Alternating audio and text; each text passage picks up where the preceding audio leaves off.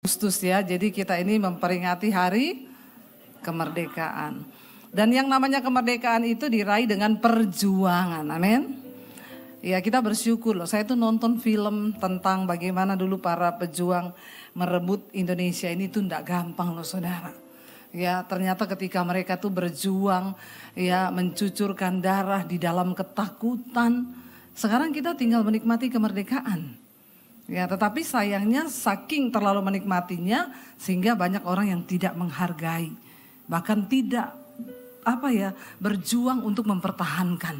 Menikmati kemerdekaan itu enak, tetapi sebenarnya kita harus ingat kita harus berjuang untuk mempertahankan kemerdekaan. Itu sulit. Ya, kalau kita biarkan bangsa kita, ya bahaya saudara. Ya siapa yang harus berjuang mempertahankan kemerdekaan? Ya kita ini. Nah di dalam Tuhan kita sudah dimerdekakan. Karena dulu kita ini hamba, kita dosa. Alkitab berkata ya upah dosa itu ialah maut. Semua kita harusnya mati. Tapi Tuhan beri kemerdekaan lewat pengorbanannya di atas kayu salib kita dimerdekakan. Tetapi bukan berarti saya sudah merdeka kok. Jadi saya mau hidup seenak-enaknya saya bisa. Maaf ya ada usaha dari kita. Karena itu Rasul Paulus berkata, kerjakanlah keselamatanmu dengan takut dan gentar. Mari saudara kita buka bersama bagaimana kita mempertahankan kemerdekaan itu. Ibrani pasal 12 ya. Judul perikopnya nasihat supaya bertekun dalam iman. Kita ini sudah diberi karunia iman percaya sama Yesus itu anugerah. Karena untuk percaya Yesus itu pun kasih karunia. Itu anugerah beriman. Ya, nah setelah kita diberikan itu kita harus mempertahankan nasihat supaya bertekun dalam iman. Ayat yang pertama baca bersama 1, 2, 3.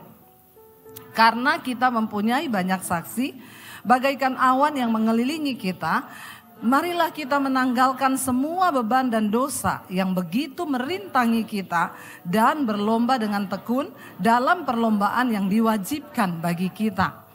Alkitab berkata ternyata saudara mau atau tidak, saudara siap atau tidak, saudara setuju atau tidak, saudara dan saya berada dalam satu gelanggang. Di dalam satu arena pertandingan dan perlombaan. Anda setuju atau tidak, saya tidak minta persetujuan Anda. Karena Alkitab berkata, ya mau atau tidak, setuju atau tidak, kita semua wajib mengikuti perlombaan iman. Kalau ada perlombaan berarti satu saat ada yang menang, ada yang kalah. Ya, saya berdoa semua jemaat di tempat ini menang sampai pada garis akhir. Ya, jangan sampai kita ini sudah bersusah-susah ikut Yesus, akibat saudara kita masih terus hidup dalam dosa, lalu kita kalah pada pengakhirnya. Jangan ya nak ya, jangan ya dek ya, bahaya ya dek ya. Ya sudah, mari kita kembali kepada ayat ini. Dikatakan kenapa kita harus berlomba sampai pada akhirnya? Karena kita mempunyai banyak saksi. Saudara percaya nggak bahwa kita ini hari ini hidup ada saksinya loh? Ya, kita mempunyai banyak saksi bagaikan awan yang mengelilingi kita. Saksi hidup kita yang pertama itu siapa? Ya, siapa yang tahu dapat sepeda loh di bawah?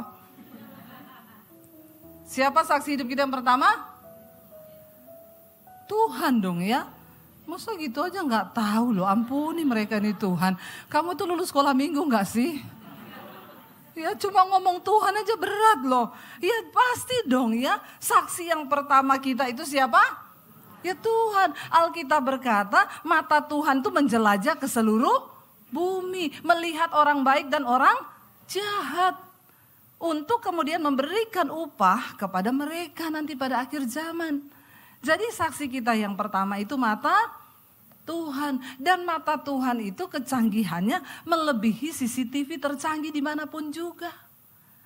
Biar saudara mau sembunyi di kamar hotel, ya di bawah tanah, atau saudara melakukan kenajisan di basement, di dalam mobil, tetap terpantau sama mata dan kanan kirimu. Hati-hati lu.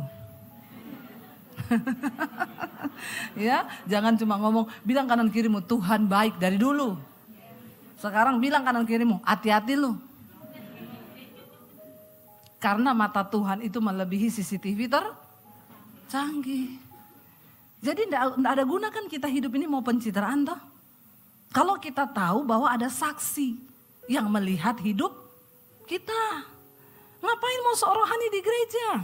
Pelayanan, ya mau apa, khotbah atau apa. Kalau hidupmu itu tidak beres, ya tidak usah pura-pura. Dikatakan ya saksi yang pertama yang pasti melihat hidup kita itu mata Tuhan.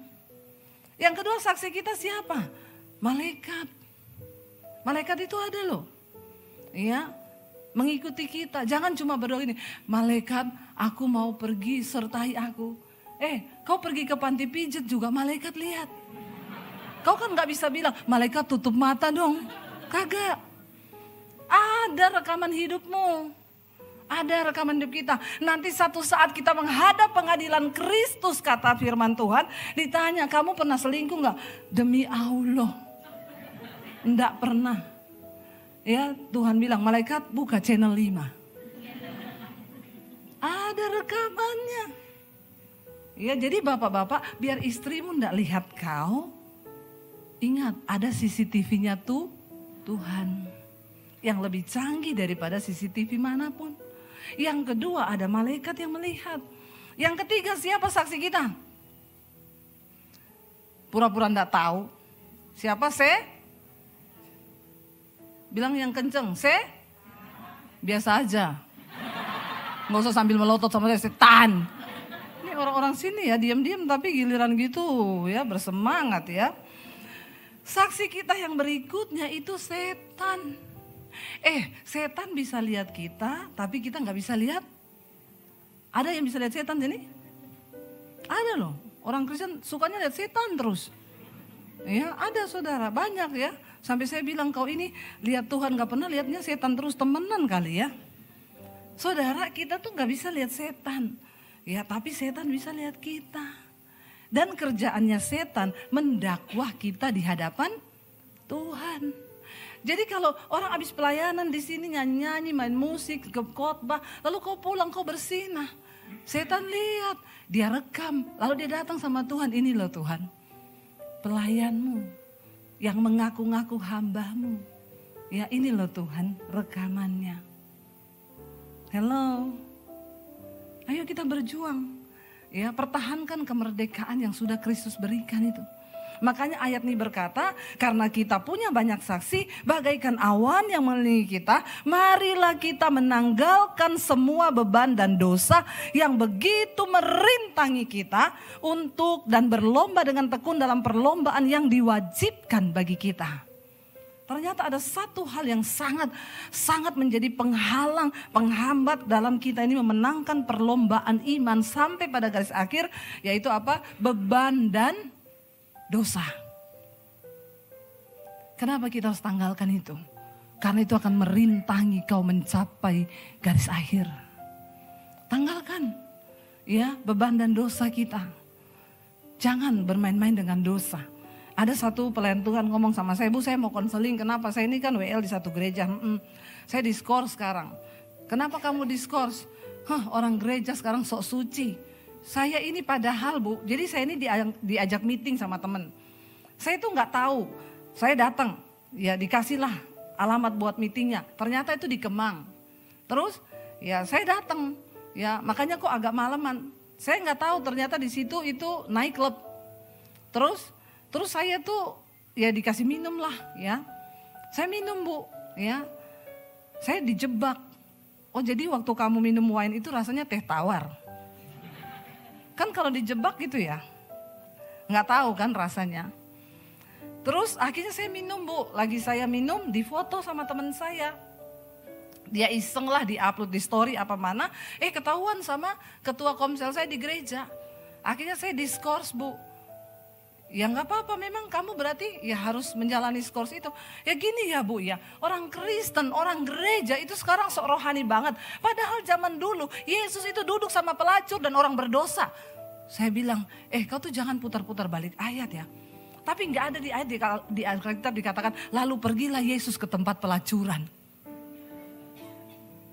Itu pelacur yang datang sama Tuhan Yesus. Karena dia mau bertobat. Lagian zaman dulu pelacur duduk sama Yesus yang berubah pelacur. Kalau sekarang pelacur duduk sama WL atau pendeta yang berubah siapa? Jawab. Jawab, gak usah malu, ngomong. Sok kamu ya. Saya bilang kau jangan putar-putar balik ayat. Zaman dulu beda, Yesus duduk sama pelacur yang berubah pelacurnya. Zaman sekarang pendeta duduk sama pelacur. Saya enggak ngomong loh ya, untung gak ada Pak Yosua, Tapi Pak Yosua tidak pergi ke tempat begituan. Lah kalau sekarang saya bilang pelayan Tuhan itu ada kriterianya. Ya kalau kamu sudah melayani Tuhan, janganlah kau pergi-pergi ke tempat dugem-dugem begitu yang isinya ya semuanya begitu. Kau sudah harus menjadi contoh. Amin. Ya, karena di sekeliling kita ini banyak saksi. Ya, saya pernah diajak rapat dulu Natal sama pengusaha. Makanya saya lihat rapatnya jam 9 malam. Dikasih alamat ya, saya datang sama suami saya, ini kok tempat gelap ya. Saya masuk, ada cabai-cabean di situ. Ya, saya ke sana ada terong-terongan.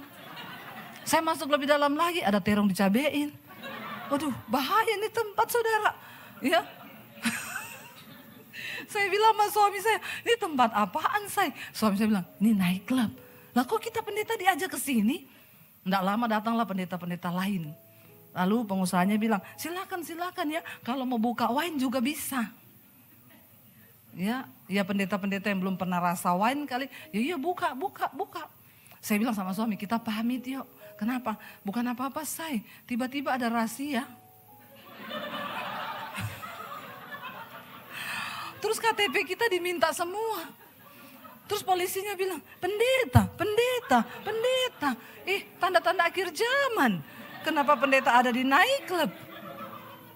Lalu saya pamit pulang. Pengusahanya bilang, ibu belum makan. Enggak, saya makan di rumah aja pak. Nanti kasih tahu hasil rapatnya apa, saya gak ikut rapatnya.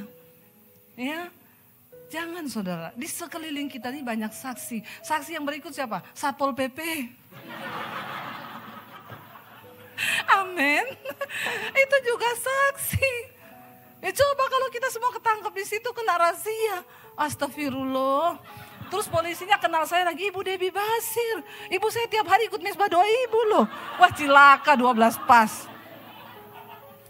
Saya mempermalukan nama Tuhan saudara. Ya ayo kita harus sadar. Makanya tanggalkan beban dan dosa yang begitu merintangi kita. Untuk menang sampai akhir perlombaan. Masuk surga itu enggak gampang. Saudara masuk ke istana presiden aja enggak gampang loh. Coba besok saudara ke istana presiden. Saya mau lihat bisa masuk enggak? Ya, enggak bisa. Prosedurnya itu ditanya, lu ngapain mau ke sini? Ada perlu apa? Ya. Harus dengan pakaian yang rapi, dengan tujuan yang jelas. Lah kok masuk surga sembarangan? Surga itu mulia, lebih mulia dari istana presiden. Jangan main-main saudara. Lalu dikatakan ayat yang kedua. Marilah kita melakukannya dengan apa? Mata yang tertuju kepada Yesus. Yang memimpin kita ke dalam iman. Dan yang membawa iman kita itu kepada kesempurnaan. Yang dengan mengabaikan kehinaan. Tekun memikul salib. Ganti sukacita yang disediakan bagi dia. Yang sekarang duduk di sebelah kanan tahta Allah. Kita bisa menang sampai garis akhir waktu kita ini terus berlomba menanggalkan beban dan menanggalkan dosa dengan apa? Mata tertuju kepada Yesus. Jangan matamu tertuju pada masalahmu. Saya tahu banyak suami saudara yang selingkuh. Banyak orang datang sama saya cerita suaminya selingkuh. Tapi kalau kau lihat terus itu lama-lama kau stres. Amin. Gak usahlah saudara. Ya, lihat Tuhan saja, amin. Mungkin banyak yang disakiti oleh anaknya. Tidak usah kau terus dalam persoalan itu berlarut-larut. Tidak ada orang lain yang bisa memaksa engkau untuk bahagia selain dirimu sendiri dengan Tuhan. Amin. Ya janganlah. Saya sakit hati bu, kenapa? Saya dikata-katain bu sama adik saya. Dikatain apa? Sini saya baca ini bu, saya masih simpan omongannya dari 1 tahun lalu. Dia kasih lihat saya, ini loh Bu, tiap hari saya baca ini Bu. Saya bilang, Ibu, ya makanya Ibu sakit jiwa. Ya Ibu terusin aja, lama-lama Ibu gila loh. Alkitab bilang, renungkanlah firman Tuhan siang dan kenapa kau renungkan itu perkataan yang maki-maki kau. Memang kau dasar gak tahu diri, udah tua gini-gini. Dia renungkan itu siang dan malam. Dia ingat, ini loh Bu, makanya saya sakit hati tiap kali saya baca ini Bu. Sehari 3 kali saya baca. Oh gila kau sebentar lagi.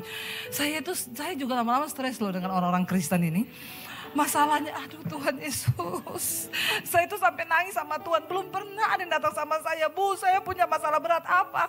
Saya mau diusir karena nama Yesus. Saya mau dibunuh. Belum pernah saya dapatkan. Adanya apa Bu? Saya mau bunuh diri. Kenapa? Pinjol. Aduh. Urusannya kalau nggak pinjol, sakit hati, kepahitan, kecewa. Terus mau konseling lagi. Saya bilang, kau kan sudah tahu jawabannya toh. Ya, jawabannya apa? Mengampuni. Sudah mengampuni. Kau konseling sama semua pendeta juga tetap jawabannya sama. Jadi lebih baik kau melihat kepada Yesus. Tapi sekarang orang Kristen tuh memang masalahnya itu dicari-cari saudara. Ya ada orang konseling sama saya, Bu, istri saya lari. Kenapa istrimu lari? Makanya saya suruh pulang lah, gak mau dia pulang. Lah pasti Bapak ada salah, salahnya Bapak ini apa? Ya memang sih saya sudah 2 bulan ini gak kasih dia duit. Saya bilang, udah bagus kau gak dikasih kopi sianida Pak. Istrimu 2 bulan kau gak kasih duit. Lah terus dia belanja buat makan apa? Ada ibu-ibu datang sama saya.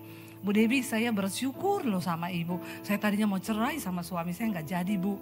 Saya berterima kasih waktu saya lari ke Bali, ibu yang temani suami saya terus tiap hari. Saya kaget saudara, siapa yang temani? Ibu.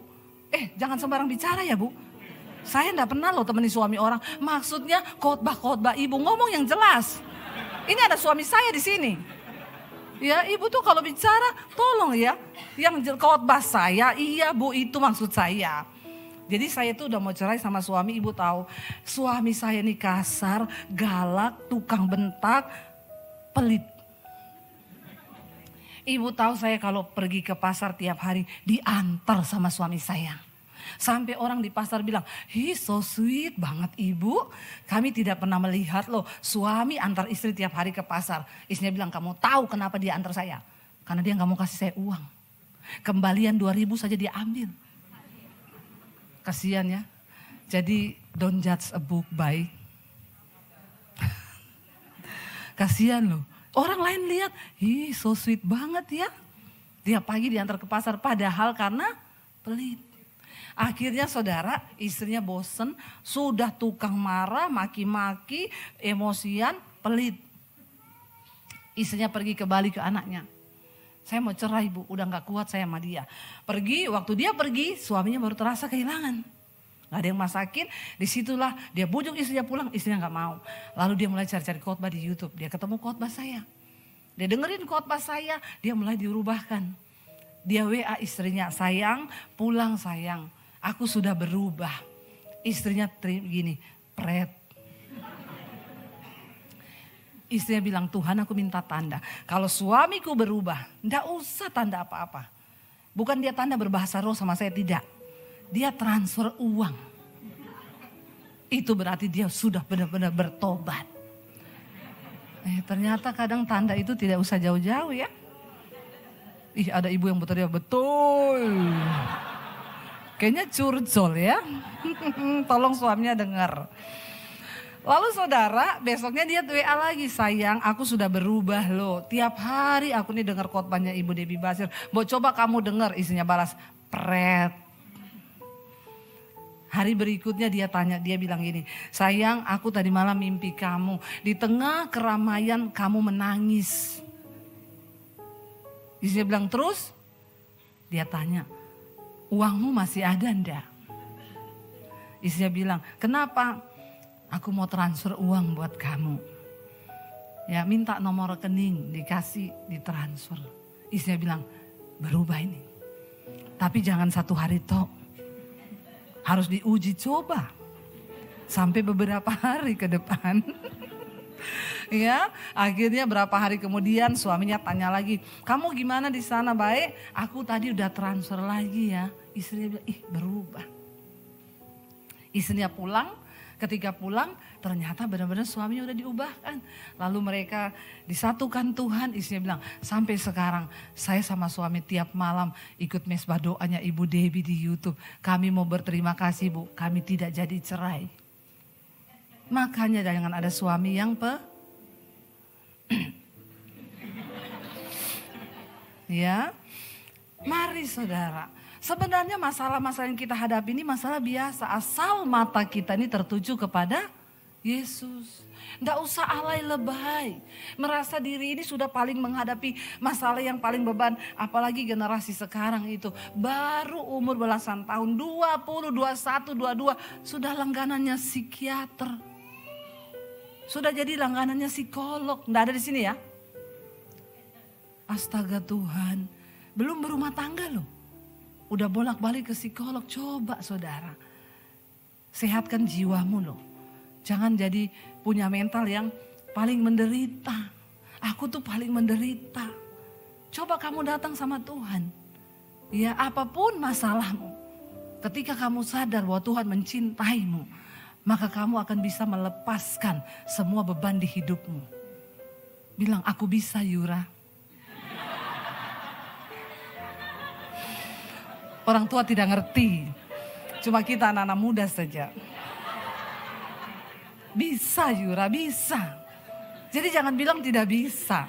Ketika kau datang sama Tuhan, bisa. Katakan, amin. Ayat yang ketiga berkata di sana, ingatlah selalu akan Dia yang apa? Yang tekun, ya, menanggung bantahan yang sehebat itu terhadap dirinya dari pihak orang-orang berdosa, supaya jangan kamu menjadi lemah dan putus asa. Ayat 4, dalam pergumulan kamu melawan dosa, kamu belum sampai mencucurkan darah. Jadi nggak usah alay lebay. Bilang kanan kirimu, nggak usah alay lu. Bilang, ya. Nggak usah alay lu, masalahmu itu belum berat. Ya, tidak ada persoalan kita yang lebih berat dari apa yang Yesus tanggung, katakan. Dia sudah membuktikan saudara, dia pikul semua dosa kita. Dia yang tidak bersalah dijadikan kutuk. Dia yang tidak berdosa dijadikan dosa karena pelanggaran kita. Jadi tidak usah merasa terlalu berat. Ayat ini berkata, dalam pergumulan kamu melawan dosa, kamu belum mencucurkan darah. Belum toh? Ada di sini yang keringat campur darah? Iya, belum. Karena kita depresinya belum sehebat yang Yesus alami. Kita punya Tuhan yang menjadi teladan. Dia Tuhan yang pernah turun dari menjadi manusia. Kenapa? Satu kali ada orang tanya saya. Bukan agama Kristen. Bu, kalau Yesus itu Tuhan, kenapa dia jadi manusia? Saya bilang supaya kau tidak alay, Pak. Dengar ya jawaban saya. Supaya kau tidak alay. Loh kenapa ibu jawab begitu? Karena dia Tuhan yang turun menjadi manusia, merasakan semua kelemahan yang kau alami. Yesus pernah merasakan semuanya. Di mana di titik darah yang terakhir dia keringatnya itu campur darah. Kenapa? Pembuluh darahnya pecah. Menanggung depresi tingkat tinggi. Bapak sudah pernah mengalami nggak keringat campur darah? Belum sih Bu. Kau tahu kenapa Yesus jadi manusia? Kita bersyukur punya Tuhan yang menjadi manusia. Yang merasakan setiap kelemahanmu. Jadi jangan kau berkata, sudah 30 menit ya? Baru 5 menit ya. Haleluya, cepat sekali. Tapi saya harus ke Plaza Indonesia saudara. Karena saya ada jadwal di sana. Ya nanti ya datang minggu depan. Saya ada di sini ya Bu ya. Minggu depan pagi kayaknya. Ya, jadi saudara ya kita melihat bahwa ya memang sudah habis waktunya ini. Betul, saya kira tadi jam itu rusak loh. Kenapa tinggal 2 menit? Emang sudah lama saya bicara ini? Belum loh. Tapi sudahlah saudara ya, kita tidak boleh melawan waktu yang sudah diatur di situ. Ya, jadi di sini dikatakan ayo ya tidak usah alay lebay. Berjuang sampai di titik penghabisan. Tanggalkan beban dan dosa, buang semua persoalanmu dengan mata yang tertuju kepada Yesus. supaya kita mengalami kemenangan. Karena surga yang mulia itu hanya untuk orang-orang yang mau bayar harga. Amin. Kita bangkit berdiri bersama saudara. Saya berdoa untuk setiap kita boleh beroleh kekuatan.